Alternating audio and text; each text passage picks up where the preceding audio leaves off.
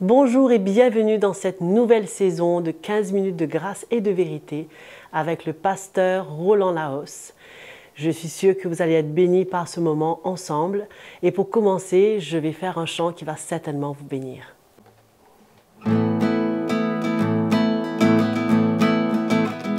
Je suis dans la joie quand on me dit « Allons à la maison de l'Éternel ». Je suis dans la joie quand on me dit « Allons à la maison de l'Éternel ». Un jour dans ses parvis vaut mieux que mille ailleurs. Un jour dans ses parvis vaut mieux que mille ailleurs. Je suis dans la joie quand on me dit « Allons à la maison de l'Éternel ». Je suis dans la joie quand on me dit « Allons à la maison de l'Éternel ». Jésus est avec nous, qui sera contre nous? Jésus est avec nous, qui sera contre nous? Je suis dans la joie quand on me dit « Allons à la maison de l'Éternel ». Je suis dans la joie quand on me dit « Allons à la maison de l'Éternel ». Allons à la maison de l'Éternel.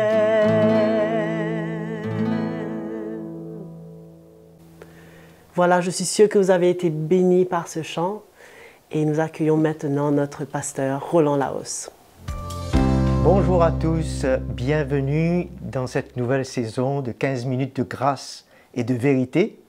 Avant tout, je voudrais remercier Joël pour ce moment de louange. Et c'est un plaisir pour moi de passer ce moment avec vous autour de la parole de Dieu. Et je suis sûr qu'on aura de bons moments. Je partage dans ces sessions concernant l'Église et on fera une petite introduction aujourd'hui concernant l'Église, un miracle et ayant un appel. C'est un miracle quand nous parlons de l'Église à cause de l'intervention de Dieu lui-même dans la vie de tous les chrétiens. Tous ceux qui sont nés de nouveau et qui ont accepté Jésus-Christ dans leur cœur, ça a été par une intervention de Dieu, exclut la main de l'homme. Nous lisons dans Jean chapitre 1er, le verset 12. « Mais à tous ceux qui l'ont reçu, elle a donné le pouvoir de devenir enfants de Dieu, à ceux qui croient en son nom. » Elle a donné, c'est-à-dire la parole Jésus, c'est le pouvoir qui vient d'en haut pour changer le cœur de l'homme. Et qui sont nés non du sang, ni de la volonté de la chair, ni de la volonté de l'homme, mais de Dieu. Alléluia! Quel merveilleux plan de salut pour l'Église, où Dieu lui-même a intervenu dans la vie de l'homme. Ça nous rappelle le miracle de la naissance de Jésus, où il n'y a pas eu intervention de l'homme, où ça a été par l'intervention du Saint-Esprit. Alors la tête, Jésus-Christ, sa venue est un miracle, la venue de l'Église est un miracle. Nous rendons grâce au Seigneur d'appartenir à ce miracle, l'Église. L'Église est aussi unique. Il n'y a aucune autre organisation sur cette terre, ou club, ou je ne sais quoi, qui peut assembler des hommes et des femmes pour les unir. Et on ne peut pas s'adhérer comme un club. Nous avons lu qu'on est dans le royaume de Dieu. C'est une naissance. De ce fait, nous voyons à travers cela une nouvelle création sur terre. Dieu nous a créés, il a le pouvoir de nous créer naturellement, mais là c'est une création spirituelle au milieu de cette création naturelle ici-bas, l'Église. Quelle grâce d'en former partie, mes frères et sœurs. Et nous voyons que cette nouvelle création rassemble les gens de toute race, de toute nationalité, de toute langue, toute culture, où l'homme n'a jamais pu le faire. Mais c'est le pouvoir de Dieu lui-même intervenant dans la vie de l'homme.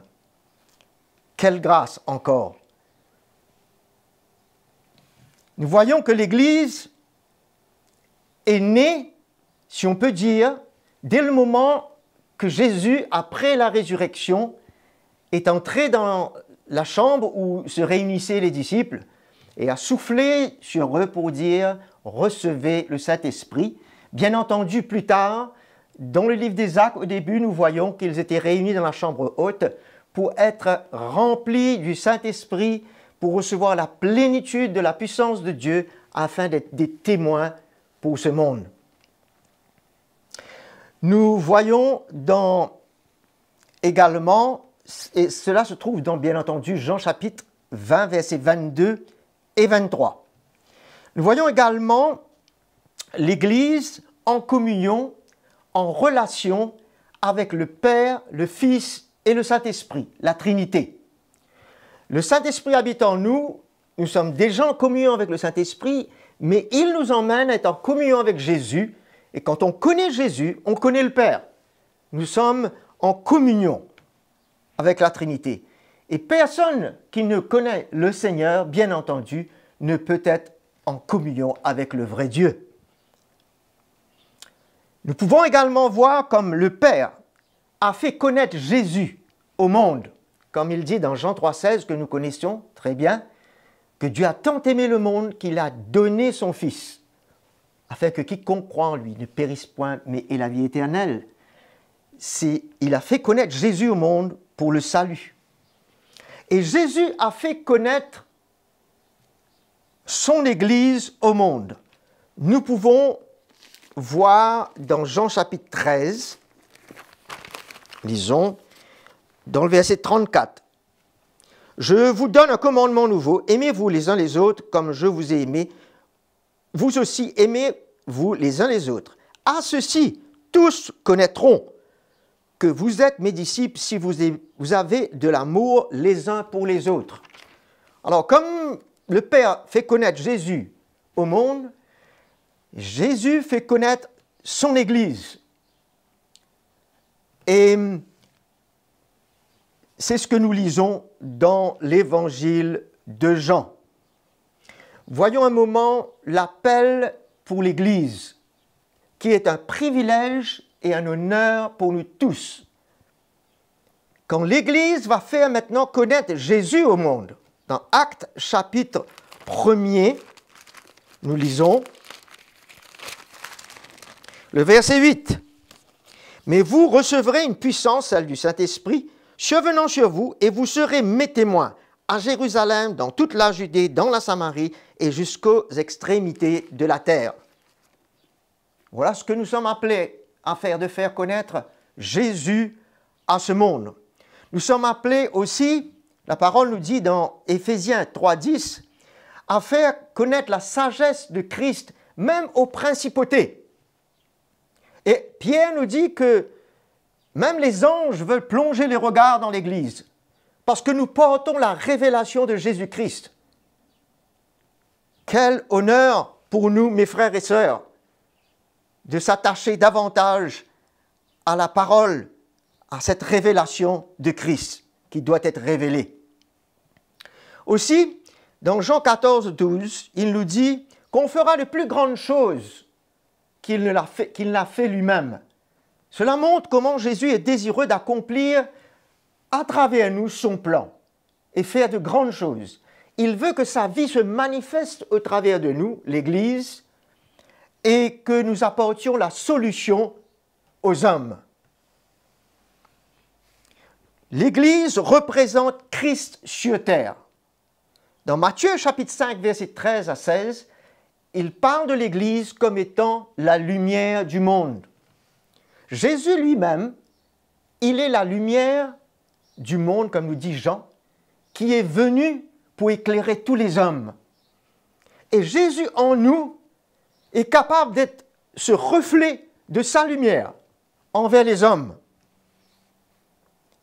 Nous sommes appelés également d'être le sel de la terre, afin d'empêcher, d'interrompre la corruption dans la vie des hommes. Quelle grâce que nous avons!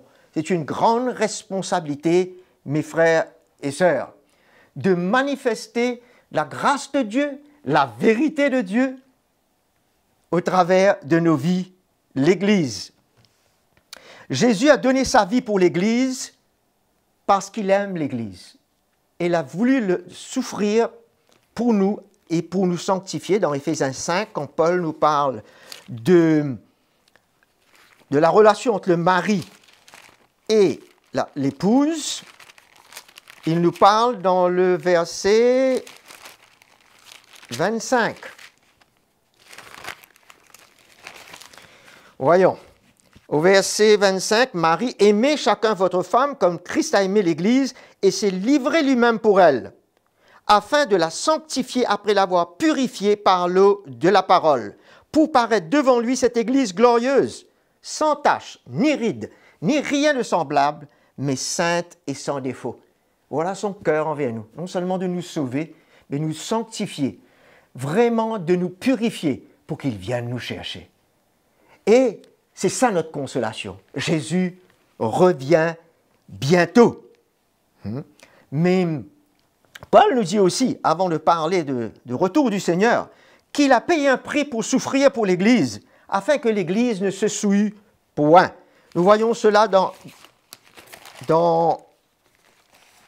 2 Corinthiens, le chapitre 11,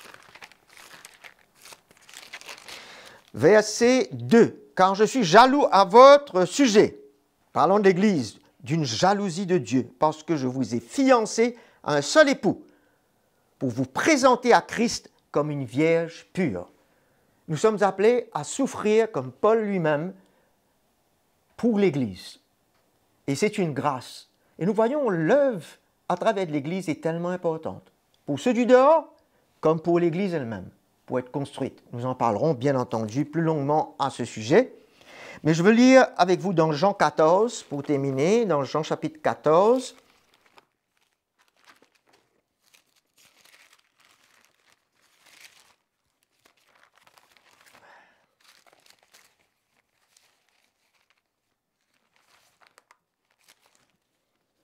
Le verset 2 et 3. Donc si je m'en vais, le verset il dit, il y a beaucoup de demeures dans la maison de mon Père, sinon je vous l'aurais dit, car je vais vous préparer une place. Merci Seigneur. Donc si je m'en vais et vous prépare une place, je reviendrai et je vous prendrai avec moi, afin que là où je suis, vous y soyez aussi. C'est une grande consolation pour nous, après d'avoir œuvré pour Jésus sur cette terre. Et je termine avec un verset, 2 Thessaloniciens chapitre 2, qui nous parle de cette consolation, mes frères. 2 Thessaloniciens chapitre 2, verset 14.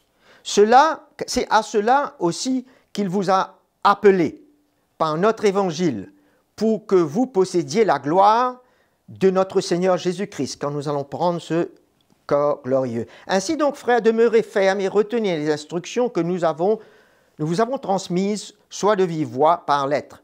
Que le Seigneur Jésus lui-même, que Dieu, le Dieu de notre Père, qui nous a aimés et nous a donné par sa grâce une consolation éternelle et une bonne espérance, c'est de le rejoindre et d'être transformé dans la gloire. Que cela console vos cœurs et vous affermisse en toute œuvre, parole qui soient bonnes. En d'autres mots, nous sommes consolés en travaillant pour le moment et en œuvrant pour lui, pour ce retour bientôt. Le Seigneur vous bénisse. Merci beaucoup d'avoir connecté avec nous, d'être présent. je vous revois à la prochaine session. Merci.